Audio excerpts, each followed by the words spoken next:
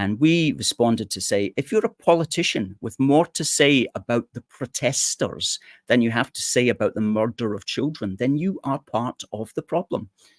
Because in that long 2-page letter, he had one paragraph at the beginning, which was platitudes about the murdered children, and paragraphs after about the threat of the so-called far right. So he's got more to say about a non-existent threat than he has to say about the actual murderer of children. He's more worried that people want to stop immigration than he is about the murder of children.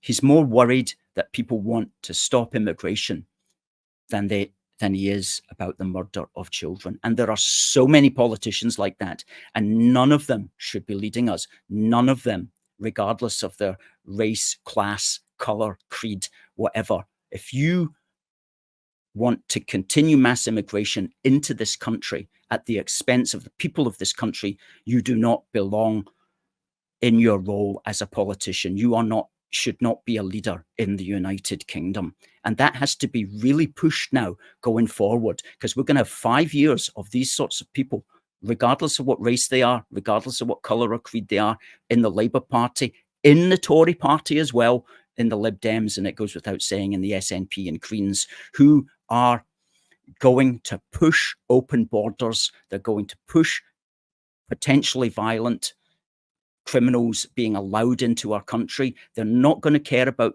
the cost of living for you and I. They're not going to care that our children can't find accommodation and housing. They're not going to care that your children's getting bullied at school. They're not going to care that schools and hospitals are being overloaded.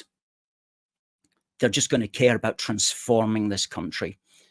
And not a single one of these people who support mass immigration has a right to lead and to be in any place of government over the people of the United Kingdom. They all have to change their tune, and many of them will change their tune, or they have to step down and say, I'm sorry, our project to transform the United Kingdom has got to end because the people don't approve of that anymore.